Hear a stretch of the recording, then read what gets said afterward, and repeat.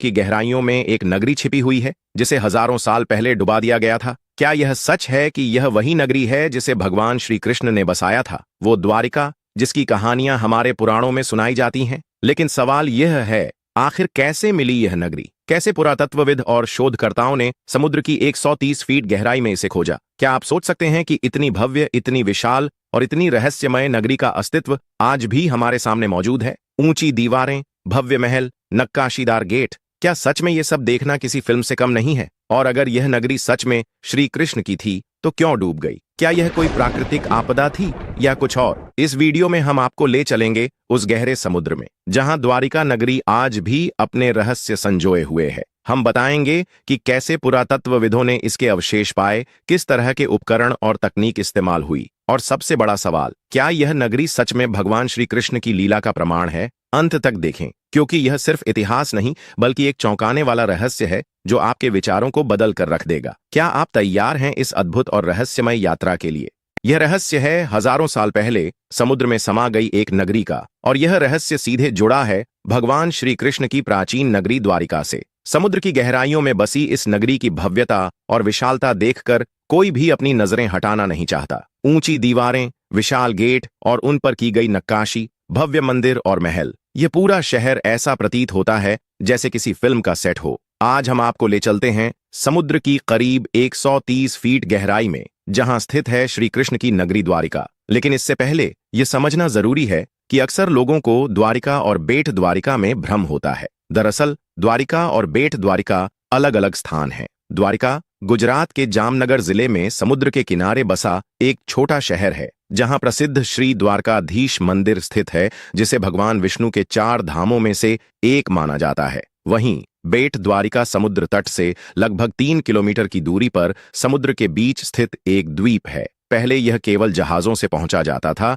लेकिन अब सड़क मार्ग से भी जुड़ चुका है। कई वर्षों पहले यहां खुदाई में महाभारत काल यानी द्वापर युग के अवशेष मिले थे। समुद्र की गहराई में करीब 130 फीट नीचे खोजकर्ताओं को ऐसा नगर मिला जिसे देखकर हर कोई चकित रह गया। आर्कियोलॉजिस्टों की टीम को यहां 9000 साल पुराने बर्तन, तांबे के सिक्के और विशाल ग्रेनाइट का स्ट्रक्चर मिला जो एक भव्य महल और नगर के चारों ओर बने परकोटे के समान था। इस नगर का मेजरमेंट लगभग 12 योजन यानी 153.6 किलोमीटर का था। भागवत पुराण में वर्णित अनुसार यह उतनी ही भूमि थी जिसे समुद्र देव ने श्री कृष्ण को द्वारिका बसाने के लिए प्रदान की थी। नगर के केंद्र में स्थित महल के अवशेषों की कार्बन डेटिंग से पता चला कि यह महल और परकोटा नक्काशीदार पत्थरों से बना था जो कई हजार साल पुराने थे। लेकिन दोस्तों, सवाल यह है कि हमें कैसे पता चला कि यह वास्तव में द्वारिका नगरी है जिसे भगवान श्री कृष्ण ने बसाया था, और आखिर यह नगर समुद्र में कैसे डूबा?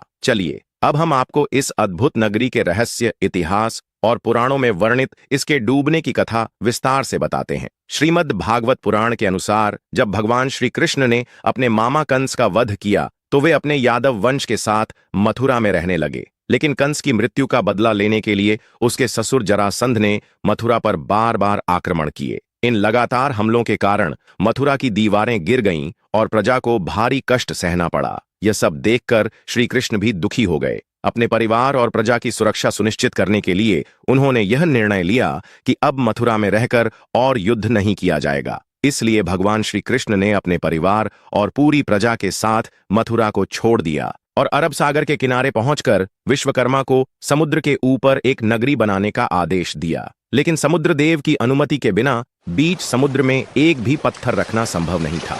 इसलिए श्री कृष्ण ने समुद्र देव की विधिपूर्वक पूजा की। नारायण के आदेश को कौन टाल सकता था? तुरंत ही समुद्र देव प्रकट हुए और अरब सागर के बीचों बीच भूमि प्रदान की। इसी भूमि पर भगवान विश्वकर्मा ने जल्द ही एक विशाल और भव्य नगरी द्वारिका का निर्माण किया। इस नगरी में हर चीज अत्यंत सुंदर और व्यवस्थित तरीके से बनाई गई थी। अपनी प्रजा और यादव वंश को द्वारिका में बसाने के बाद श्री कृष्ण वापस मथुरा गए और जरासंध के साथ अंतिम युद्ध किया, जिसमें भगवान श्री कृष्ण ने जरासंध का वध कर दिया। फिर श्री कृष्ण अपने परिवार के साथ द्वारिका लौट आए और खुशहाल जीवन जीने लगा। समय के चक्र में स्वयं भगवान श्री कृष्ण भी बंधे हुए थे। कुछ ही समय बाद पांडवों और कौरवों के बीच महाभारत का युद्ध छिड़ गया, जिसमें भगवान श्री कृष्ण ने अर्जुन के सारथी के रूप में मार्गदर्शन किया। भीषण युद्ध के अंत में पांडवों की जीत हुई और इसी समय से द्वारिका का विनाश शुरू हुआ। महाभारत के स्त्री पर्व के अनुसार यह वह समय था जब पांडव युद्ध में विजय प्राप्त करते हैं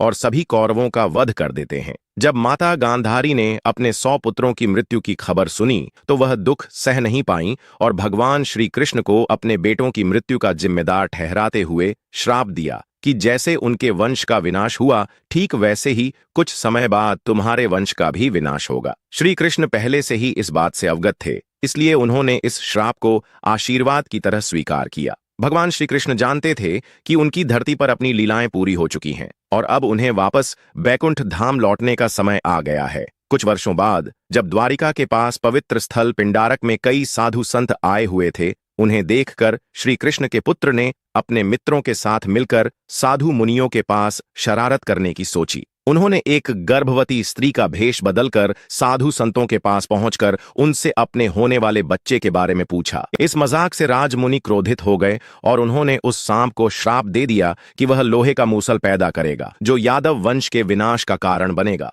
अब तक यादव वंश पर 2 श्राप लग चुके थे, पहला माता गांधारी का और दूसरा राजमुनि का। अब इन दोनों श्रापों के पूरे होने का समय आ गया था।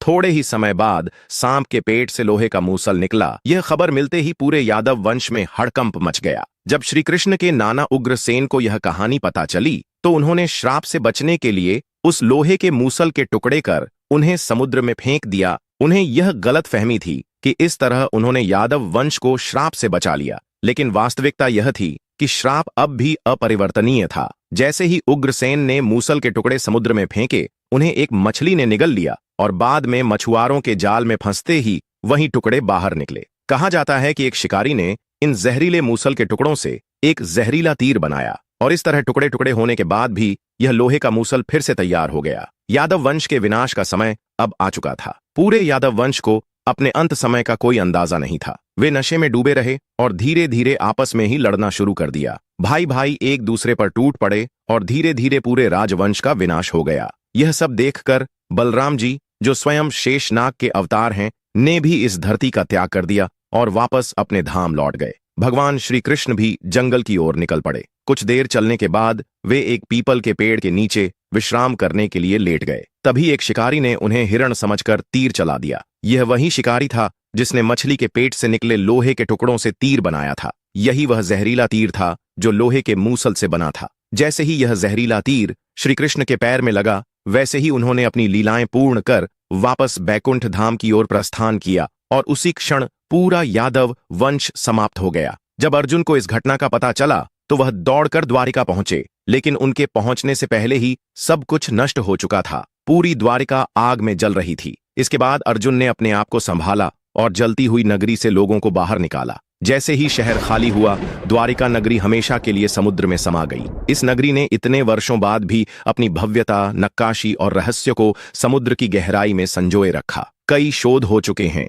कई गणनाएं की गई हैं, लेकिन आज भी इसके समुद्र के नीचे कई रहस्य दबे हुए हैं। अरब सागर के इस क्षेत्र में खोज लगातार जारी है और जल्द ही इसे पर्यटन के लिए विकसित किया जाएगा। इसके बाद आम लोग भी समुद्र के भीतर जाकर इस अद्वितीय द्वारिका नगरी के अद्भुत और चमत्कारिक दर्शन कर सकेंगे। अगर आपको यह वीडियो पसंद आया और आपने इसे एंजॉय किया तो कृपया इस वीडियो को लाइक करें, क्योंकि आपका एक छोटा सा क्लिक हमारे लिए बहुत मायने रखता है। इसके अलावा इसे अपने दोस्तों, परिवार और सोशल मीडिया पर शेयर करें ताकि और लोग भी इस अद्भुत कहानी और रहस्यमयी नगरी के बारे में जान सकें। और सबसे जरूरी, हमारी चैनल को सब्सक्राइब करना न भूलें ताकि आप हमेशा नई और रोमांचक कहानियों, रहस्यों और ऐतिहासिक तथ्यों से जुड़े रहें। बेल आइकन को दबाना न भूलें ताकि हर नए वीडियो की नोटिफिकेशन तुरंत आपको मिल जाए। याद रखिए, आपका समर्थन हमें और भी बेहतर कंटेंट बनाने की प्रेरणा देता है और हम चाहते हैं कि आप इस यात्रा का हिस्सा